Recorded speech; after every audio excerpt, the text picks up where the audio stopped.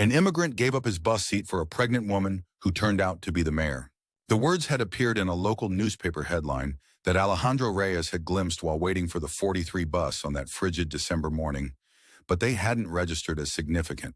Now, 3 months later, as he sat in the same crowded bus with aching feet and weary bones, those words became his story. The March wind rattled the bus windows with violent persistence, much like the thoughts that thundered through Alejandro's mind. He'd been on his feet for 14 hours straight, moving from his morning shift at the bakery to his evening job cleaning office buildings. His calloused hands, once the skilled instruments of a respected civil engineer in Caracas, now smelled perpetually of industrial-strength cleaner and day-old bread. 7 months in America, and sometimes the homesickness still made it hard to breathe. Alejandro stared at his reflection in the grimy window, barely recognizing the hollow-cheeked man with salt and pepper stubble who stared back. Dark circles had taken permanent residence beneath his eyes, souvenirs from countless nights spent worrying about his family back home and the mounting bills in his tiny studio apartment. This new country, for all its promises, had shown him mostly indifference, sideways glances, mumbled words he couldn't catch, and the persistent feeling of invisibility that clung to him like the scent of bleach on his uniform. The bus lurched to a stop, its brakes squealing in protest. A blast of cold air swept through as the doors opened, and with it came a rush of passengers seeking shelter from the unexpected late afternoon downpour. Alejandro clutched his worn backpack closer, his gaze fixed on the 3 more stops before he could collapse into his creaking bed. Just 3 more. That's when he saw her. She stood at the front of the bus, one hand pressed against the small of her back, the other protectively curved around her swollen belly. Rain had darkened her caramel-colored coat, and droplets clung to her eyelashes like tiny crystals. The bus jolted forward and she swayed precariously, grabbing the overhead rail with a grimace that transformed her elegant features. Alejandro didn't think. He simply rose, his body moving before his mind had fully registered the decision. His tired legs protested as he steadied himself against the sudden movement of the bus. "Señora," he said, his accent thick as he gestured to his vacated seat. "Please." The pregnant woman's eyes widened slightly, perhaps at his accent or at the unexpected offer. For a heartbeat, Alejandro wondered if he'd somehow offended her. Another cultural misunderstanding in a long list of many. But then her expression softened, a grateful smile washing over her face.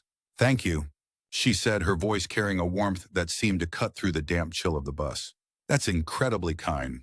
Alejandro nodded, stepping back to grip a nearby pole as the woman settled into his seat with visible relief.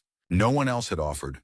Not the teenagers absorbed in their phones, not the businessmen with their expensive coats, not the other passengers who seemed determined to look anywhere but at the pregnant woman struggling to stay upright. It was such a small thing, giving up his seat. In Venezuela, it would have been expected, automatic. Here in this new place where he was learning to navigate the unwritten rules, he still wasn't sure if he'd done the right thing or if he'd drawn unwanted attention to himself.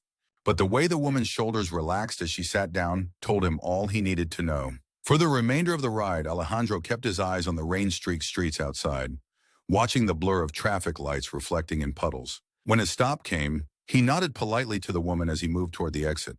Their eyes met briefly, and something in her gaze, a recognition perhaps, or simply human acknowledgement, followed him as he stepped out into the rain without an umbrella.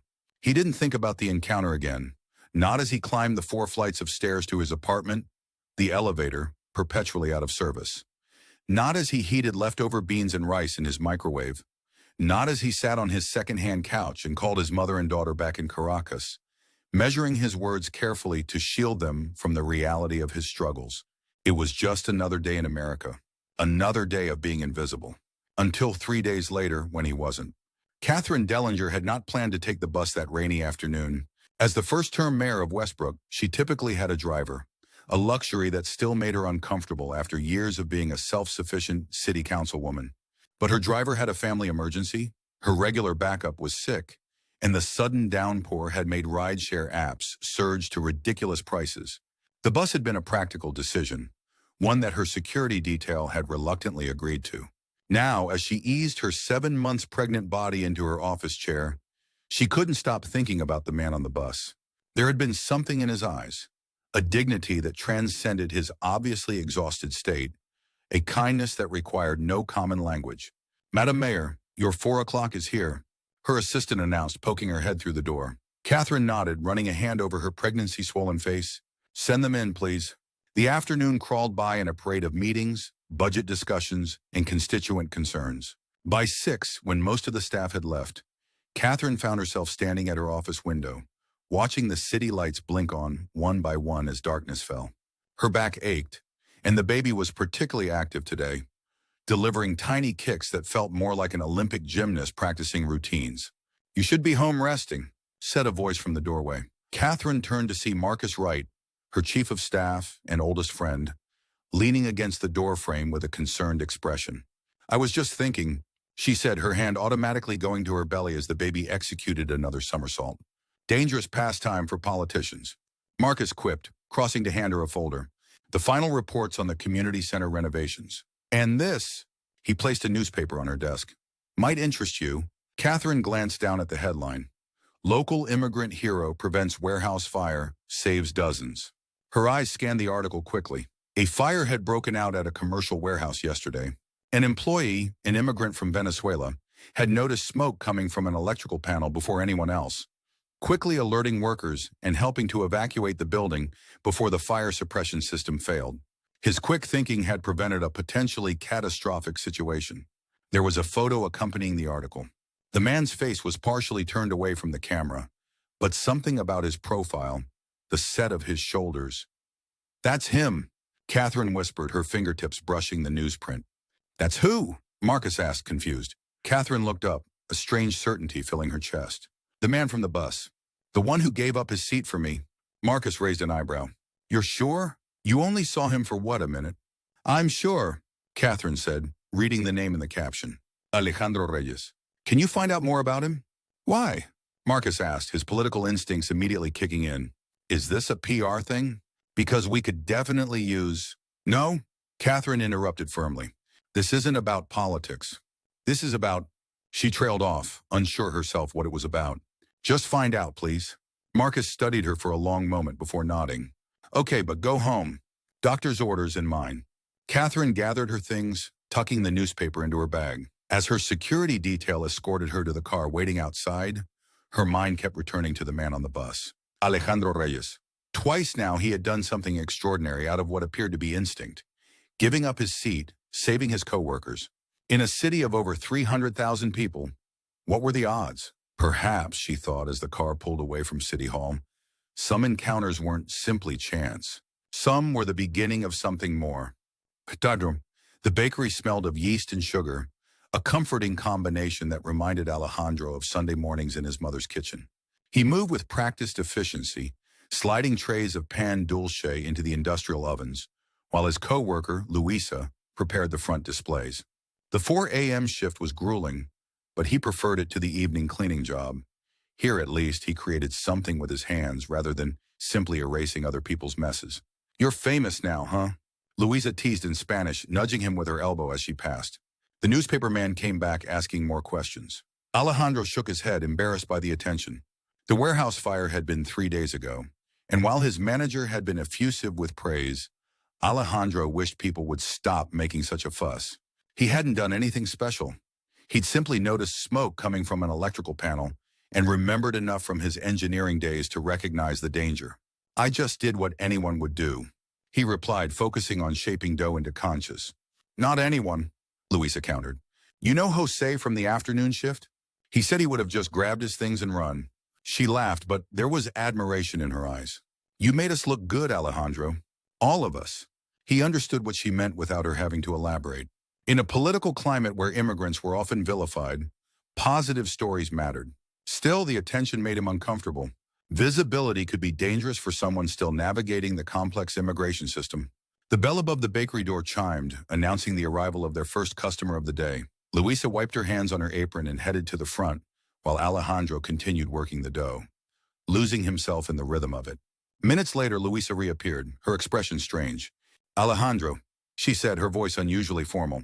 Someone is here to see you. He looked up, flour dusting his forearms. Me? Who? A man in a suit, Luisa whispered. Very official. With a woman waiting in a fancy car outside, a cold weight settled in Alejandro's stomach. This was what he had feared, attention leading to scrutiny. He took a deep breath, tried to calm his racing heart. His papers were in order. He was here legally on a work visa. There was nothing to fear. Still, his hands trembled slightly as he removed his apron and followed Louisa to the front of the bakery. The man waiting for him was tall and African-American, dressed in a crisp suit that spoke of authority and position. He held himself with the easy confidence of someone accustomed to power. "Mr. Reyes?" the man asked, extending his hand. "I'm Marcus Wright, Chief of Staff to Mayor Dellinger." Alejandro shook his hand automatically, confusion replacing fear. "The mayor?" "Yes," Marcus said, his smile professional but warm. "Mayor Dellinger would like to speak with you, if you have a moment." Alejandro glanced at the clock, then toward the kitchen where trays of bread waited to be baked. "I am working now," he said carefully. "It won't take long," Marcus assured him, "and we've already cleared it with your manager." Before Alejandro could process this, the bakery door opened again, and a familiar figure stepped inside. The pregnant woman from the bus, but now dressed in an elegant maternity dress, her hair swept into a neat twist, a small security detail hovering discreetly behind her. The mayor. He had given his seat to the mayor. Recognition dawned in her eyes as she smiled at him. "Mr. Reyes," she said, extending her hand. "I believe we've met, though not formally." "I'm Catherine Dellinger." Alejandro stared at her outstretched hand for a beat too long before remembering himself and shaking it gently. "Señora Mayor," he said, the formal address feeling appropriate despite the unusual circumstances. "I hope you don't mind the unexpected visit," she continued, her eyes warm with genuine interest. "When I read about what you did at the warehouse, I recognized you from our encounter on the bus. It seems you make a habit of helping others." Alejandro shook his head, feeling heat rise to his cheeks. "It was nothing, really. Anyone would—" "No," she interrupted gently. "Not anyone would. That's precisely why I wanted to meet you properly." She glanced around the empty bakery, then back at him. "Is there somewhere we could talk for a few minutes?" Louisa, who had been watching the exchange with wide eyes, jumped into action. "The break room," she suggested, already moving to lead the way. "I'll bring coffee." Before he quite knew what was happening, Alejandro found himself sitting across from the mayor of Westbrook in the bakery's small break room, the scent of fresh bread and coffee filling the air between them. Marcus stood discreetly by the door, while Louisa had tactfully disappeared after delivering their drinks. "Mr. Reyes," the mayor began, her hands wrapped around her coffee mug. "I want to thank you properly for your kindness on the bus that day. Small acts of decency often go unacknowledged, but they shouldn't." "It was nothing," Alejandro said again, feeling strangely vulnerable. "In my country, it is normal to offer a seat to a pregnant woman. And yet in this city, on that bus, you were the only one who did," she pointed out. "And then just days later, you saved dozens of lives through your quick thinking at the warehouse." She leaned forward slightly. "That suggests a pattern of character, Mr. Reyes." Alejandro shifted uncomfortably under her praise. "I am just trying to make a good life here," he said finally. "To work hard, to be invisible until I can bring my family." Something flickered in the mayor's eyes. Understanding, perhaps, or recognition of a truth he hadn't meant to reveal. "Your family is still in Venezuela?" she asked gently. Alejandro nodded, the familiar ache of separation tightening his chest. "My daughter, Lucia. She is 12. And my mother. My wife died 3 years ago." The words felt strange in his mouth. He rarely spoke of his personal life to Americans. Rarely had reason to. "I'm sorry for your loss," Mayor Dellinger said, and the simple sincerity in her voice made something loosen in Alejandro's chest. "How long have you been in Westbrook?" 7 months, he replied. "Before that, 2 months in Miami with my cousin." She nodded, taking a sip of her coffee. "And you were an engineer in Venezuela?" Surprise must have shown on his face because she smiled apologetically. "I hope you don't mind that we looked into your background a bit. It's standard procedure when meeting with constituents." Alejandro wondered if that pause held more than she was saying, but he nodded. "Yes, civil engineer. 15 years. Yet here you're working in a bakery," and she consulted a small notebook Marcus handed her. "As a night cleaner in office buildings." It wasn't a question, but Alejandro answered anyway. "My credentials don't transfer easily. And my English." He shrugged, the frustration of those early months of job rejection still fresh. "I take classes 3 nights a week, but it is slow." Mayor Dellinger was quiet for a moment, studying him with an intensity that should have made him uncomfortable, but somehow didn't. When she spoke again, her voice had taken on a different quality. Less official, more personal. "Mr. Reyes, I came here today because I believe in coincidences, but I don't believe they're meaningless. Our paths have crossed twice now, in circumstances that reveal something about character. Yours and, frankly, our cities. She set down her mug decisively. I have a proposition for you, if you're willing to hear it. Alejandro glanced at the clock. He'd been away from the ovens for nearly 15 minutes now. But curiosity won out over duty. What kind of proposition? The city is launching a new infrastructure assessment initiative, she explained. We need qualified people to evaluate bridges, drainage systems, and public buildings, particularly in neighborhoods that have been historically overlooked. She leaned forward slightly. We need engineers who understand how systems work or fail to work for real people. Alejandro stared at her, trying to process what she was suggesting. But my credentials can be evaluated by our team, she finished for him. We have procedures for assessing foreign degrees and experience. It would be a consulting position initially, working with licensed local engineers, but with potential for growth. The offer hung in the air between them, so unexpected that Alejandro wondered if he had misunderstood her English. Why me? He finally asked, the question escaping before he could consider its bluntness. Mayor Dellinger didn't seem offended. Instead, she rested one hand on her rounded belly and smiled. Not the practiced smile of a politician, but something more genuine. Because Westbrook is changing, she said. Our population is more diverse than ever, and our infrastructure needs to serve everyone, not just those who have traditionally held power. She gestured toward the window, where the city was visible in the early morning light. And because I need people on my team who notice problems before they become disasters, who act without being asked, who see others as worthy of basic kindness, she reached into a folder Marcus handed her and slid a business card across the table. Think about it. Call this number when you've decided. The position would start in 3 weeks. Alejandro took the card automatically, his mind racing. I thank you. He managed, the words inadequate for the tumult of emotions rising in his chest. I will think about it. Mayor Dellinger rose, one hand supporting her lower back. Good. And Mr. Reyes? She waited until he met her eyes. Sometimes being visible is exactly what's needed, both for yourself and for others who might follow your path. With that, she extended her hand once more. When Alejandro took it, he was struck by the firmness of her grip, the gesture of someone who meant what she said. After they left, Alejandro stood in the break room for a long moment, the business card clutched in his flour-dusted fingers, possibility spreading through him like warmth. Catherine sank into the back seat of her official car, exhaustion washing over her as the adrenaline of the meeting faded. The baby gave a forceful kick, as if offering an opinion on the morning's activities. That went well, Marcus observed, sliding in beside her. Though I'm still not entirely clear on why meeting this particular constituent warranted a pre-dawn excursion while you're 7 months pregnant. Catherine smiled, knowing her friend's protective instincts were warring with his political strategist's mind. Sometimes you just know, Marcus. Know what exactly? She considered how to explain the feeling that had driven her to track down Alejandro Reyes. The certainty that their paths crossing wasn't merely coincidence, but opportunity. How to articulate that in a city struggling with division? Someone who acted with instinctive kindness and courage might be exactly what they needed. That some connections matter, she said finally. That's all. Marcus studied her for a moment before nodding slowly. Well, if he accepts, the optics won't hurt. Mayor recruits hero immigrant for city infrastructure team has a nice ring to it. This isn't about optics, Catherine said sharply, then softened her tone at Marcus's raised eyebrow. Not primarily, anyway. The man's qualified. He has real experience. And he sees problems others miss. All true, Marcus conceded.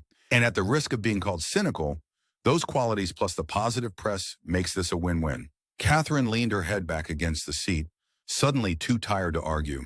Her hand drifted to her belly, where her daughter continued her seemingly endless gymnastics routine. Take me home, please, she told the driver. I need to rest before my noon meeting. As the car pulled away from the bakery, Catherine found herself hoping Alejandro would accept the position.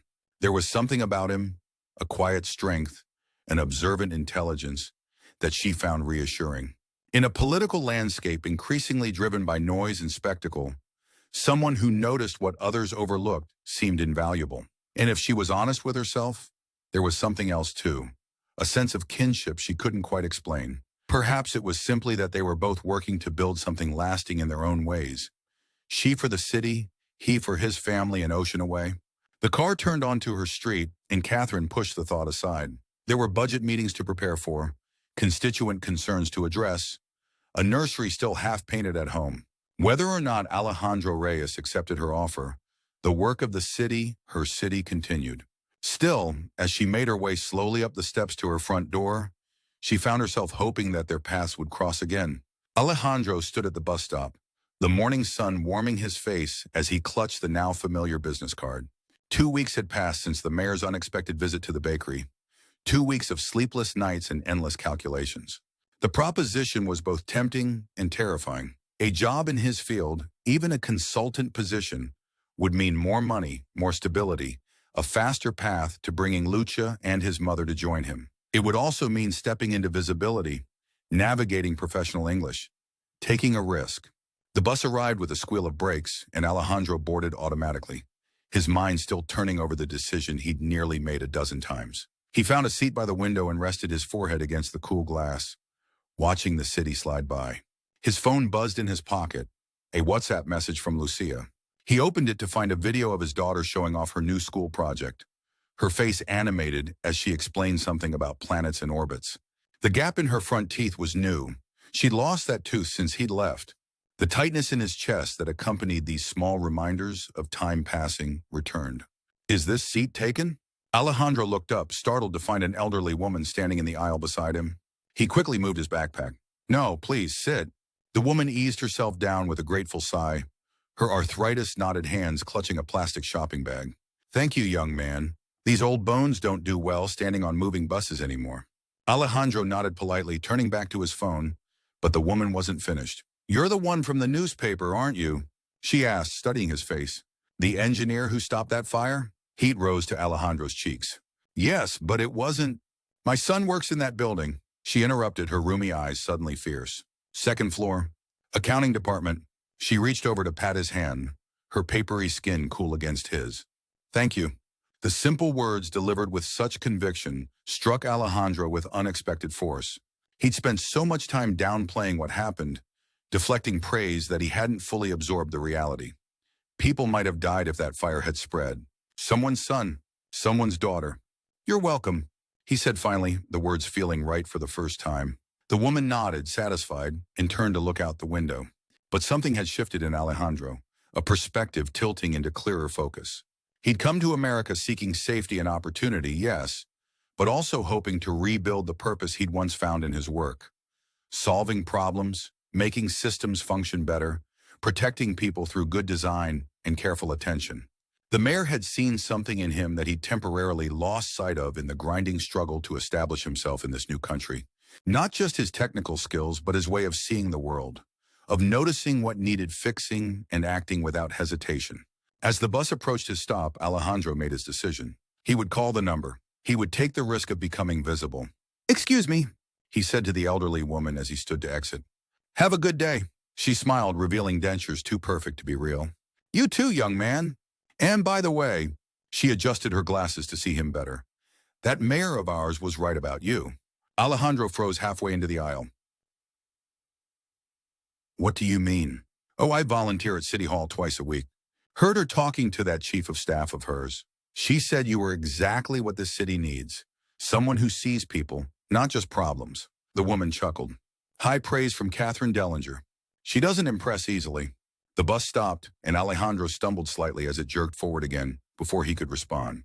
He made his way to the exit, the woman's words echoing in his mind. Someone who sees people, not just problems. As he stepped off the bus into the bright spring morning, Alejandro pulled out his phone and dialed the number on the card. The community center in East Westbrook buzzed with activity as Catherine made her way through the crowded main hall. 6 months had passed since her chance encounter with Alejandro Reyes on that rainy afternoon bus ride, and 3 months since she'd given birth to Sophia, who was currently nestled against her chest in a baby carrier, mercifully asleep despite the noise. The Infrastructure for All initiative was celebrating its first completed project, the renovation and expansion of this once crumbling community center that now gleamed with new purpose. Solar panels on the roof, efficient heating and cooling systems, reinforced structures, and reimagined community spaces had transformed the building into a neighborhood hub. "Madam Mayor," called voices as she moved through the crowd. She stopped to shake hands, accept congratulations, admire photographs of grandchildren, and listen to suggestions for future projects. This was the part of her job she loved most. Being among the people, hearing their concerns directly, feeling the pulse of her city. "She's getting so big," remarked an elderly woman, gently touching Sophia's dark curls. "And looking more like you every day." Catherine smiled, the familiar pride warming her chest. "Thank you, Mrs. Guzman. How's the new computer lab working out for your ESL classes?" "Magnificent," the woman replied.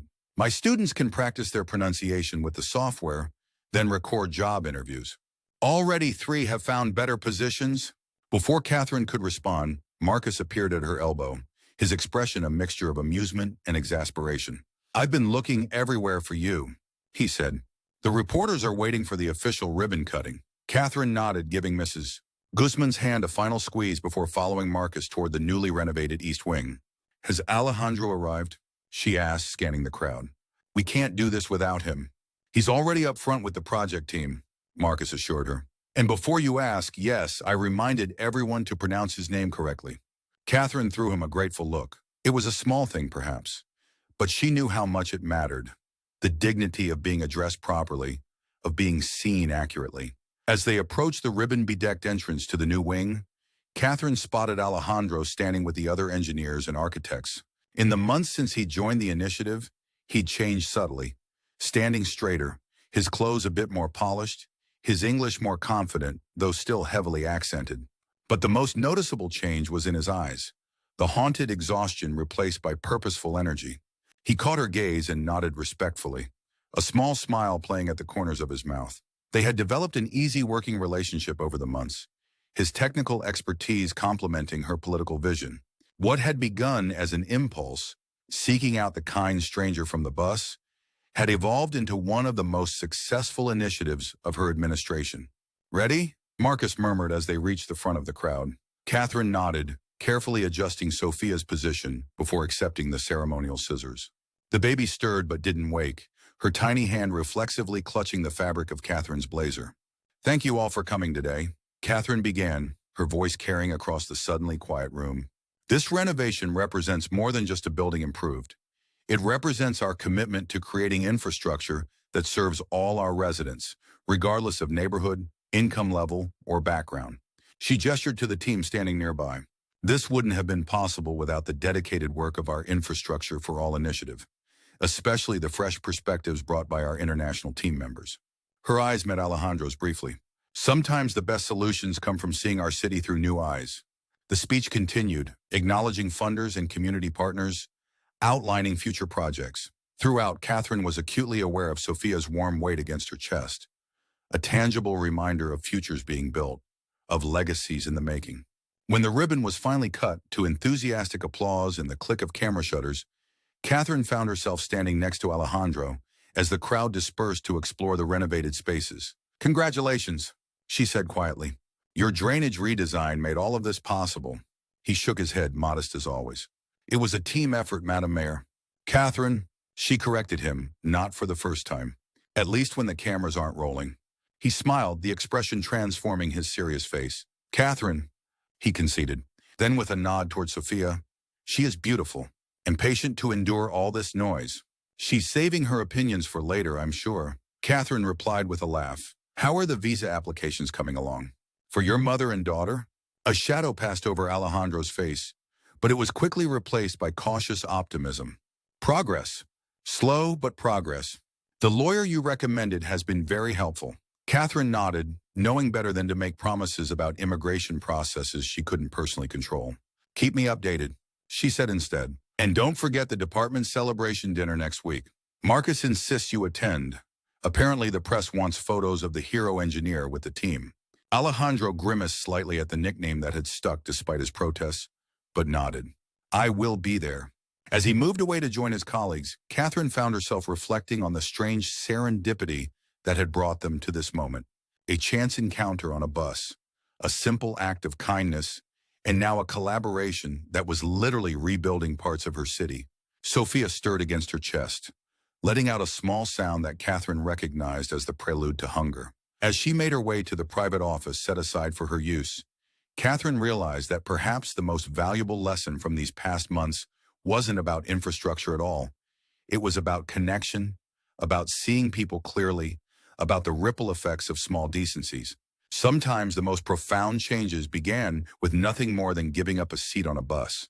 The airport arrival area was crowded with waiting families, some holding balloons, others clutching handmade signs. Alejandro stood among them, his heart hammering against his ribs. A bouquet of yellow roses, Lucia's favorite, trembling slightly in his grasp. Beside him, Catherine checked her watch for the third time in 5 minutes. The flight landed 20 minutes ago, she said. They should be coming through those doors any moment. Alejandro nodded, too overwhelmed to speak. After 14 months of separation, countless video calls, mountains of paperwork, and more setbacks than he cared to remember, this day had finally arrived. His mother and daughter were about to walk through those doors, stepping into his American life. No longer abstract figures on a screen, but real, present, touchable. Nervous? Catherine asked gently. Terrified, Alejandro admitted, the honesty between them now comfortable after nearly a year of working together.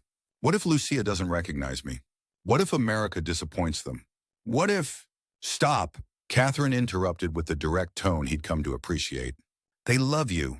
Everything else will sort itself out. Before he could respond, the arrival doors slid open, and passengers from the Miami connecting flight began streaming into the terminal. Alejandro scanned each face with desperate intensity, searching for the two that had haunted his dreams for so long. And then suddenly there they were. His mother came first, her familiar stooped figure made smaller by the enormous backpack she carried. Her hair was whiter than in their video calls, her face more lined, but her eyes, sharp and loving, were exactly as he remembered. And beside her, taller than should be possible after just 14 months, walked Lucia. His daughter had changed in ways that made his heart ache.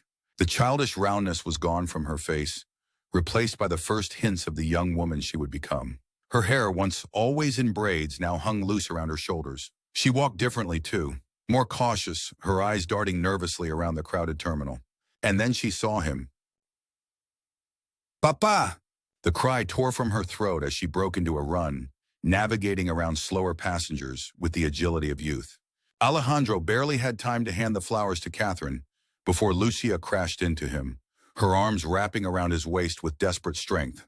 He lifted her off her feet, burying his face in her hair, breathing in the scent of her. Different shampoo, but still somehow his Lucia. Mi corazón, he whispered, his voice breaking. Mi vida. For several moments they clung to each other, the noise and movement of the airport fading to insignificance. When Alejandro finally looked up, his mother had reached them, tears streaming unashamedly down her weathered cheeks. Mama, he said, extending one arm to draw her into their embrace, while keeping the other firmly around Lucia.